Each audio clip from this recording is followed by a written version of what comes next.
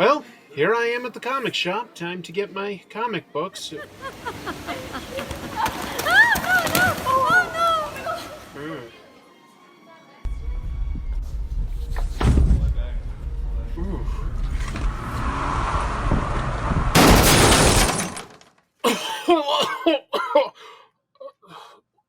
Oh, hi! You caught me noticing some pretty dynamic things at the comic book store. Hey, speaking of dynamic, let's talk about the dynamic art of Mr. Dan Mora.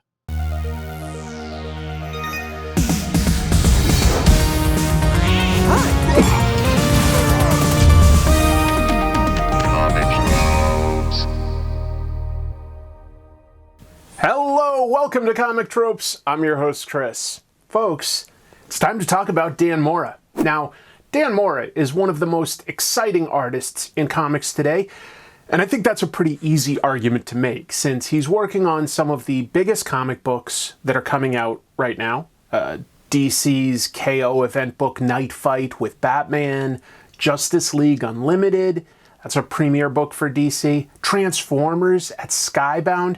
He's doing all of this simultaneously. He's actually one of the very few artists in comics today that can do more than one monthly title. And his artwork is visually bold and striking. It's dynamic and, I think most importantly, fun.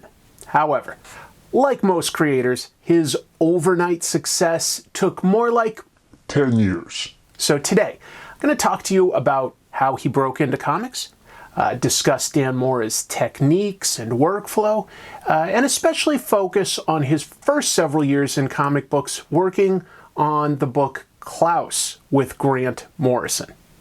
So, without any further ado, please hit like and subscribe. The YouTube algorithm has radically changed, and if you don't watch a channel regularly, even if you're subscribed, YouTube stops showing it to you. So it matters more than ever before. Just wanted to sort of plug myself there. But that all said, let's get into talking about Dan Mora's artwork. Born in 1986 in Costa Rica's capital, San Jose, Dan Mora Chaves, better known professionally as Dan Mora, has said in interviews that he comes from a family of artists. In an interview with Renegade Games Studios in 2020 to promote a Power Rangers game that he worked on, Dan said, quote, "My first memories of drawing was at 3. My mother would take me with her to her drawing classes." He also noted that his father enjoyed painting and his younger sister draws, and that his earliest introduction to comics... My dad was like a big fan of movies and comics, so he gave me my first comics, Spider-Man and Batman. So those were my first comics, and I used to watch older cartoons. Dan graduated from the University of Costa Rica with a degree in painting, and he spent his initial years after graduation as a teacher. But it wasn't easy for him to get his oil or acrylic paintings into galleries, and he decided to transition into illustration, remembering his early love for comic books. Together with some college friends, he created the comic magazine El Zarpe in 2008. He also got work illustrating for the newspaper Grupo Nación, and simultaneously had comic strips published in the magazine Soho in 2013 and in the first issue of the literary magazine Buen Salvaje the following year. A drawing of Wonder Woman on a motorcycle at the paper got him noticed by editors at Boom Studios here in the US, where he was hired to draw an issue of their title Hexed. And by an issue, I actually mean 12 consecutive issues. In a 2017 interview with comicbook.com, Dan Mora explained he studied both painting and graphic design at university. That combination of fine art and graphic design shaped his professional identity. Painting refined his understanding of physical form, composition, and value structure. Graphic design sharpened his eye for visual communication, iconography, and silhouette clarity. All of these are super useful tools for sequential art, and it's worth noting that their influences outside of comic books, which can lead a lot of artists to some very derivative and uninspired work. Beyond his art education, Dan Mora has also noted the influence of animation in his work. He told Sketched magazine in 2019 that Bruce Timm's work on Batman, the animated series, was a big influence, explaining, quote, "I think Bruce Timm's art is so important to me because when I was a child, his style in the TV animated series was one of the first things that I decided that I liked and wanted to do more than anything else." I think once you know that Dan Mora appreciates Bruce Timm's art, you can find some of the influence. Not in the style per se, but like Timm, Mora prioritizes clear shapes, dynamic and intentional actions, and shot-to-shot readability. The result is character poses that display clear intent, like you'd see in animation, and I think it also displays the dramatic impact of superhero illustration. Dan Mora's art is accessible to new and seasoned comic book readers alike, and it's highly engaging. We'll talk more about that at the very end. So, back in 2015, Boom Studios paired Mora with writer Grant Morrison on Klaus, a reimagining of Santa Claus, as a fantasy action hero. Across 7 issues, this series displayed a lot of Mora's art skills, including splash pages with lush, detailed snowy landscapes, ornate costumes, and of course expressive movement. Combine that with the adventure and turning Klaus into an action hero, where he invades a corrupt city to give toys to the sad children there, and you really have a superhero set in the medieval past.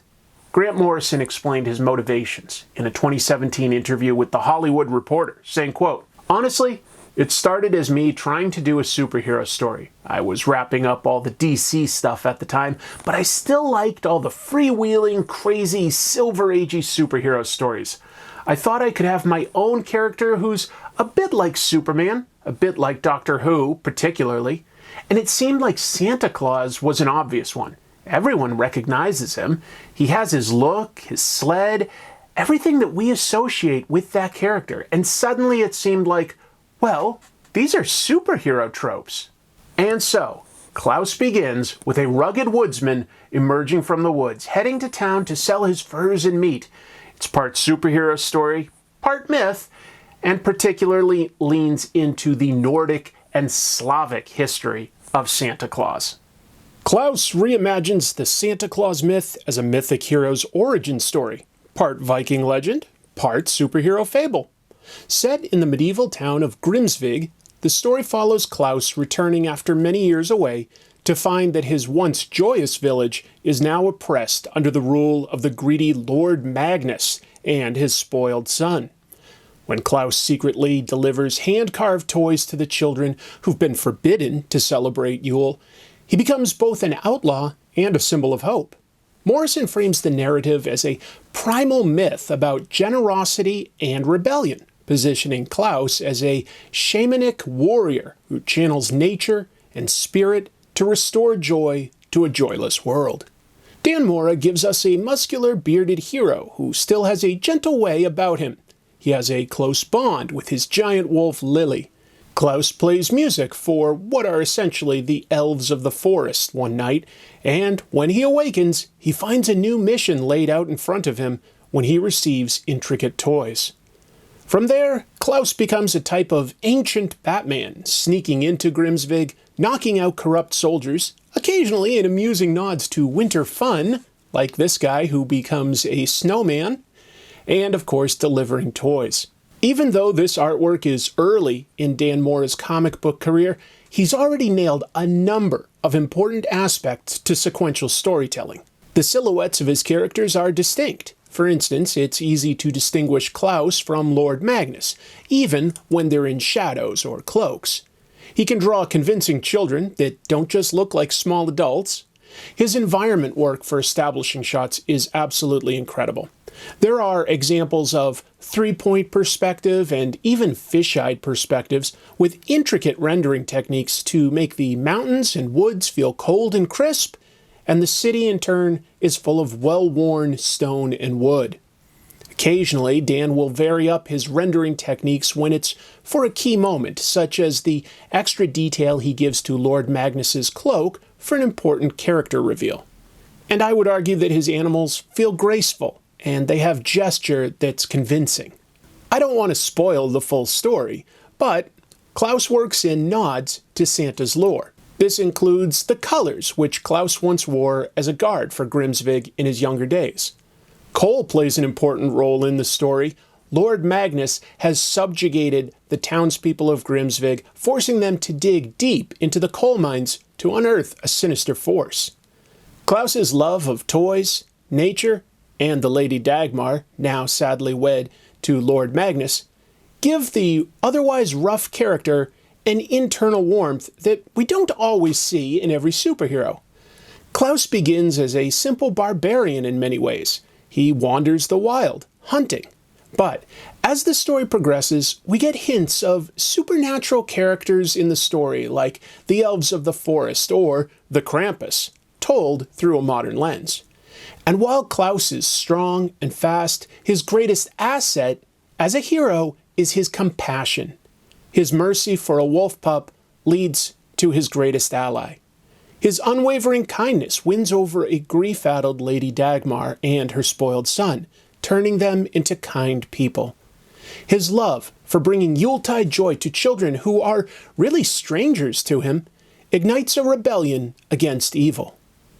Klaus's compassion is summarized best in this final battle against Krampus, when the Krampus says, "Yuletide belongs to fear and cold darkness, now and forever, as all bad children belong to me." Only for Klouse to dive into action with his retort, "I say this, there are no bad children." We even get Santa's catchphrase in the climax as he defeats the Krampus with a "ho ho ho." It's worth noting that Dan Mora did all the artwork for this series, including the colors. I found them to be especially strong in issue 4, which features flashbacks to Klaus's tragic origin of being found in the wild in the hands of his frozen mother, and it's bathed in cool blue hues. Then there are the happier days of Klaus's childhood in Grimsvig, which are awash in warmer colors. Dan would play with the techniques in future one-shots, depending on what kind of a tone he wanted to give the story. But that's all a lot of work to pencil, ink, and color. Of course, these days we are used to seeing Dan Mora working on multiple series at once. And he spoke about his speed back when this book was debuting in an interview with Giga Geek magazine. He told them, quote, "In a very productive day, I can finish 2 pages, both pencils and inks." I think if you compare Dan Mora's latest work to Klouse, you can see some storytelling decisions to pull in closer now to characters' faces more frequently. And he's always been good at expression. It's a bit cartoony in the best way possible. It reads very clearly, and most importantly, it is fun. If I look at the storytelling in Klouse, one of Dan Mora's earlier comics, there's a bit more middle range shots that are used, which show a bunch of movement all at once and is very cinematic, but is probably not always necessary. Still, in Klouse, Dan always gives us at least one very detailed panel per page to show us the setting, so that we have a good grasp of where everything is in relation to other characters or props or the environment. That way, you can sometimes use negative space with no background to emphasize a panel where there's an important action or reaction. And Dan does a great job of varying up the shots. There are high angles to depict the hero in danger, low angles to show off the power of an enemy, and flat long-distance shots to emphasize the scale of something, in this case, a castle. It isn't just about showing a story moment, it's about adding a tone to things. I found this page particularly moving, as Klouse dances with Lady Dagmar, and she ages while he remains immortal. A great use of a static background and panel gutters to show us the same movements repeating over time. Klouse is a blast, and Clearly, there's a lot of passion behind it from the creators because they came back to do giant-size one-shots for the following 4 years, bringing Klaus into the modern day and adding more elements of Santa's lore. My favorite is the 4th one, which gives us a story about Santa's sidekick, a guy named Joe Christmas, and it's told going back in time with every page being a splash page. And we learn that this was an orphan who got to go on all these adventures with Klaus, getting older and older, having a full life, until Klaus gives him new purpose later in life when he gets to play a Santa for the children at malls, things like that. It's a really beautiful story. But what made Dan Mora truly break out and become so popular that every company wants to lock him down for their biggest projects? Well, I can only speak for myself at the end of the day, but I'd like to think that some of my thoughts align with yours. So here's my rationale. I think that there's a readability to Dan Mora's art. It's exciting and highly detailed at times, but never at the expense of telling a clear story from panel to panel. I also think Dan's characters really have exciting poses and expressive faces. This is some exceptional cartooning. He doesn't overwhelm his art with shadows when it doesn't fit the scene, nor does he do too much hatching if it's not called for. There's a restraint to adding that detail that highlights just how rock solid his structure is. To have that kind of confidence can take artists many years. To analyze Dan Mora's storytelling, I believe that he understands that comic books are read at the speed of emotion, not the speed of detail. Boom kept Dan Mora busy with several books after this. Once in Future with Kieran Gillen is a standout, but I think his work on Buffy the Vampire Slayer flew under the radar. I'd argue that Power Rangers also did, at least for some readers. It's a blind spot for me personally anyway. But it really was the book that showed how he could do comics with superheroes, and from that moment on, DC especially has kept him busy. Just look at the comics Dan Mora illustrated in 2025 alone. Even if we ignore covers only, he's illustrated Justice League Unlimited on a monthly basis, Transformers starting with issue 25 last month for a 6-issue run, Superman has been a monthly title, Batman Night Fight for 4 issues just began this month, and later this month, Batman Deadpool with Grant Morrison. And here's a fun piece of trivia. If you go back to his interview with Giga Geek from 10 years ago, Dan Mora is asked who his favorite characters are, and he lists 2, Batman and Deadpool. 10 years later, he's made that come true, and the fact that Dan's reuniting for it with his Klouse collaborator, Grant Morrison, just makes it even cooler. Dan Mora is clearly popular with comic book readers based on not just the top-tier comics he's working on, but the demand for his variant covers to sell those books. And on top of that, he's admired by his fellow professionals. Last December, John Byrne posted to his forum talking about Dan Mora, saying, quote, "Looking at some lists of favorite artists, and this name kept coming up. Unfamiliar, so Googled, fully expecting to be disappointed. Instead, greatly impressed. Really good stuff, and fun."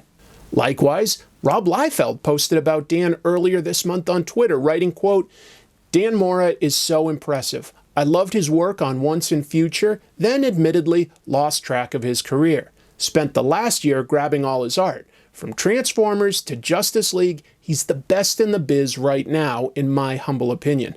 Wears that crown. Incredible." To be successful in comics, I argue that you need to have at least 2 out of 3 things. Talent, speed to hit the deadlines, and to be nice to work with. We've already discussed his talent and speed, but Dan Mora hits the trifecta. His collaborators sing his praises.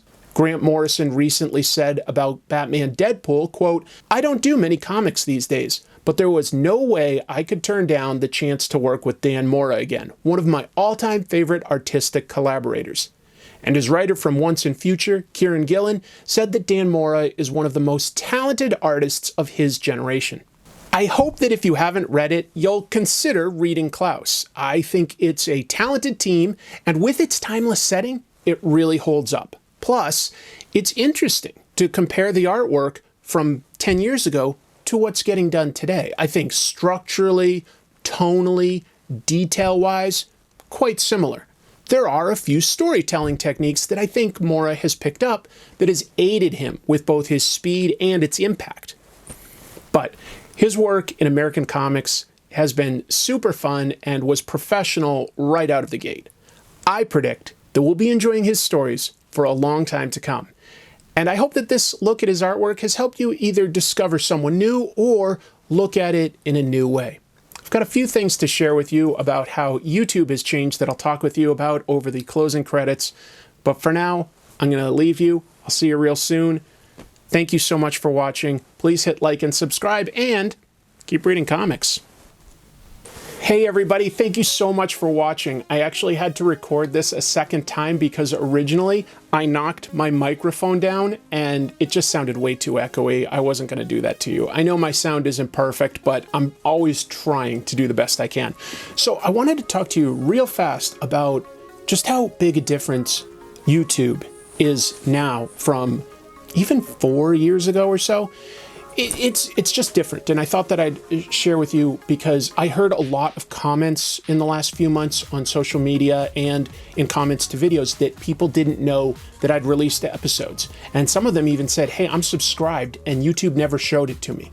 So that's a change. YouTube has definitely prioritized videos that come out regularly, as in daily or weekly.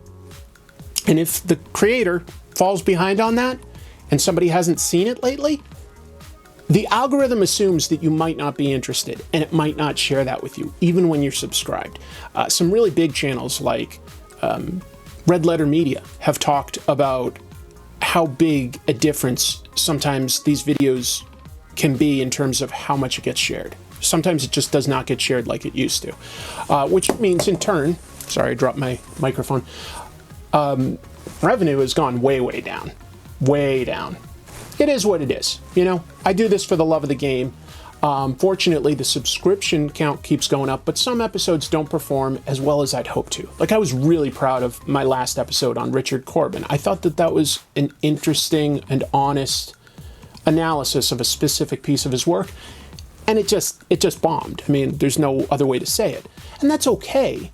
It's just frustrating, and I'm sharing it with you so that you can know that you may need to look in your subscription feed, not just for my show, but for other shows that you watch, and look at your actual feed as compared to just what gets suggested for you from the feed. You may need to hit that little bell to get alerted. It's right above the subscribe button. Anyway, if you do enjoy my show, I appreciate you watching and hitting like, and if you're in a position, I would love your support over on my Patreon. You can support for as little as $1 a month. For $2 a month, you get to vote on an exclusive episode every month that I make just for you guys. Sometimes, I guess, down the road, I might release it to everybody, but I make it for my patrons.